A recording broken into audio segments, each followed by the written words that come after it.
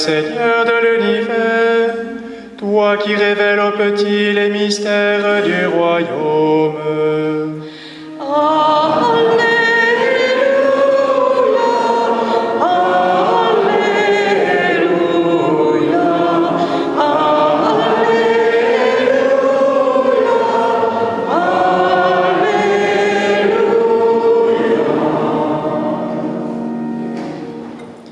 Le Seigneur soit avec vous. Évangile de Jésus-Christ selon saint Matthieu. Gloire à toi, Seigneur. Jésus proposa cette parabole à la foule. Le royaume des cieux est comparable à un homme qui a semé du bon grain dans son champ. Or, pendant que les gens dormaient, son ennemi survint. Il sema de l'ivraie au milieu du blé et s'en alla. Quand la tige poussa et produisit l'épi, alors l'ivraie apparut aussi. Les serviteurs du maître vinrent lui dire « Seigneur, n'est-ce pas du bon grain que tu as semé dans ton champ? D'où vient donc qu'il y a de l'ivraie ?» Il leur dit « C'est un ennemi qui a fait cela. » Les serviteurs lui disent « Alors, veux-tu que nous allions l'enlever ?» Il répond « Non, de peur qu'en enlevant l'ivraie, vous n'arrachiez le blé en même temps. Laisse-les pousser ensemble jusqu'à la moisson, et, au temps de la moisson, je dirai au moissonneur, enlevez d'abord l'ivraie, liez-la en botte pour la brûler. Quant au blé, rentrez-le dans mon grenier. » Il leur proposa une autre parabole. Le royaume des cieux est comparable à une graine de moutarde qu'un homme a semée dans son champ. C'est la plus petite de toutes les semences, mais quand elle a poussé, elle dépasse les autres plantes potagères et devient un arbre, si bien que les oiseaux du ciel font leur nid dans ses branches. Il leur dit une autre parabole. Le royaume des cieux est comparable à du levain qu'une femme enfouit dans 3 grandes mesures de farine, jusqu'à ce que toute la pâte est levée. Tout cela, Jésus le dit à la foule en parabole, et il ne leur disait rien sans employer de parabole, accomplissant ainsi la parole du prophète. C'est en parabole que je parlerai, je proclamerai des choses cachées depuis les origines. Alors, laissant la foule, il vint à la maison. Ses disciples s'approchèrent et lui dirent « Explique-nous clairement la parabole de l'ivraie dans le champ. » Il leur répondit « Celui qui sème le bon grain, c'est le Fils de l'homme. Le champ, c'est le monde. Le bon grain, ce sont les fils du royaume. L'ivraie, ce sont les fils du mauvais. L'ennemi qui l'a semé, c'est le démon. La moisson, c'est la fin du monde. Les moissonneurs, ce sont les anges. De même que l'on enlève l'ivraie pour la jeter au feu, ainsi en sera-t-il à la fin du monde. Le Fils de l'homme enverra ses anges, et ils enlèveront de son royaume tous ceux qui font tomber les autres et ceux qui commettent le mal, et ils les jetteront dans la fournaise. Là, il y aura des pleurs et des grincements de dents. Alors les justes resplendiront comme le soleil dans le royaume de leur Père. Celui qui a des oreilles, qui l'entende. Acclamons la parole de Dieu. Louange à toi, Seigneur Jésus.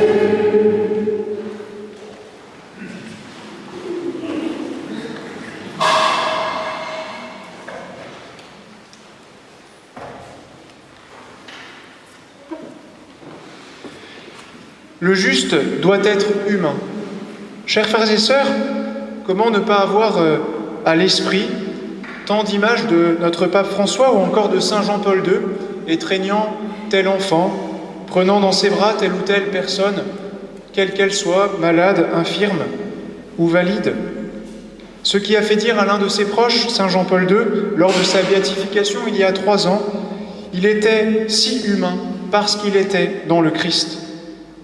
Alors, chers frères et sœurs, en ce dimanche, découvrons combien le Seigneur nous appelle, nous chrétiens, à devenir toujours plus humains, car là est notre vocation. Devenir plus humain, c'est d'abord avoir conscience que nous avons besoin de l'autre. Devenir plus humain, c'est être conscient de notre péché. Enfin, devenir plus humain, c'est découvrir que lorsque nous le voulons, devenir plus humain, le malin nous en dissuade. Tout d'abord donc, nous avons, nous chrétiens, à répondre à notre vocation humaine en ayant toujours plus besoin de l'autre avec un grand A et aussi des autres. En effet, la parole de Dieu de ce dimanche nous donne à voir combien le Seigneur est présent dans sa tendresse, dans sa pitié, comme nous l'avons chanté dans le psaume, par son Esprit Saint, comme nous le rappelait l'apôtre Saint Paul. Chrétiens, nous ne sommes pas tout seuls, nous sommes en relation de manière permanente. Si nous coupons la source avec laquelle nous sommes en relation, le Christ, notre Dieu, nous ne sommes rien. Mais pour autant, nous avons aussi toujours plus à découvrir nos liens les uns avec les autres. Il n'y a rien de pire de s'entendre dire de quelqu'un « je n'ai pas » ou « je n'ai plus besoin de toi ». Devenir plus humain, chers frères et sœurs, c'est contribuer à faire exister l'autre, contribuer à éveiller en lui le talent, le charisme, la qualité qu'il a reçue, en lui disant « j'ai besoin de toi ». De même que le Seigneur a voulu avoir besoin de l'être humain pour continuer sa création, de même, chers frères et sœurs, nous avons nous aussi besoin les uns des autres, reliés au tout autre, le Seigneur, notre Dieu. Devenir plus humain, c'est avoir besoin de l'autre, et en même temps, c'est être conscient de notre péché. Cette force d'humanité, cette qualité de présence, cette tendresse qui se dégageait du Saint Jean-Paul II, passait par cette relation permanente à la vie de la grâce. Être conscient de notre péché, chers frères et sœurs, c'est avoir recours de manière permanente au pardon, à la miséricorde du Seigneur. Saint Jean-Paul II recevait ce sacrement de la réconciliation toutes les semaines.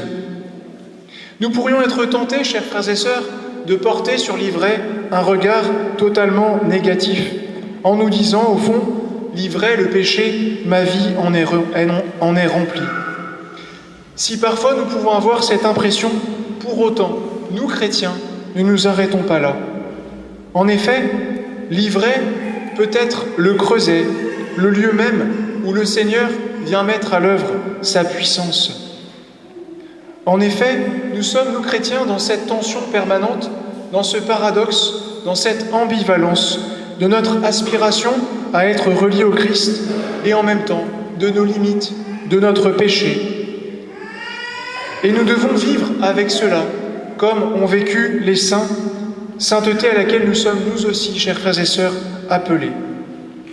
Notre humanité sera vraiment fidèle à sa vocation humaine lorsqu'elle aura su accueillir cette miséricorde, cette grâce du Seigneur. Cela passe par son Esprit Saint, qui est présenté ce dimanche sous l'aspect du feu qui purifie. C'est l'une des qualités de l'Esprit Saint, de venir nous purifier. Chaque fois que nous recevons le sacrement de la réconciliation, chaque fois que nous recevons le corps et le sang du Christ, c'est comme si Jésus venait éteindre en nous tout ce qui n'est pas encore ajusté à lui pour nous restaurer dans sa grâce, c'est-à-dire dans notre humanité. Il s'agit donc, chers frères et sœurs, d'accueillir en nous cette vie même de Dieu, de le laisser nous transformer, c'est-à-dire de nous rendre toujours plus humains. Avoir besoin de l'autre en étant conscient de notre péché. Et pourtant, le paradoxe, là encore, c'est que plus nous voulons répondre à notre vocation, plus l'autre nous en dissuade. On raconte que sainte Thérèse de l'Enfant Jésus avait eu cette pensée que le démon lui aurait dit cette parole « Sainte Thérèse, je crois que tu es damnée. » Et sainte Thérèse de répondre « Je crois que si j'étais damnée, tu ne m'embêterais plus. » En effet, chers frères et sœurs, nous sommes dans cette tension permanente et au plus nous voulons répondre à notre vocation, au plus l'autre, le petit autre, le malin, nous en dissuade. Le saint curé d'Ars, que certains jeunes parmi nous ont découvert en pèlerinage il y a peu de temps, appelait le malin le grappin. Et il disait « Oh, nous nous connaissons bien ». Il nous faut porter un regard juste sur le démon, non pas l'absolutiser en ne voyant que lui, mais nous n'avons pas non plus à le nier, car ses forces sont à l'œuvre en notre monde. Alors, chers frères et sœurs, la réponse favorable à la tentation pourrait être, à l'exemple du Christ, de répondre nous aussi lorsque nous sommes tentés par la parole du Seigneur lui-même, tel que Jésus l'a fait lors des récits de tentation dans le désert. Choisissons pour cette nouvelle semaine qui s'ouvre à nous un moyen concret d'éveiller en l'autre un besoin, tel ou tel talent, telle ou telle qualité qui pourrait le faire exister. Pourquoi pas, au cours de cet été, recevoir ce beau sacrement de la miséricorde qui nous restaure dans cette humanité claire et transparente. Ainsi, chers frères et sœurs, nous répondrons à notre vocation de devenir toujours plus humains et ainsi nous contribuerons au salut du genre humain. Amen.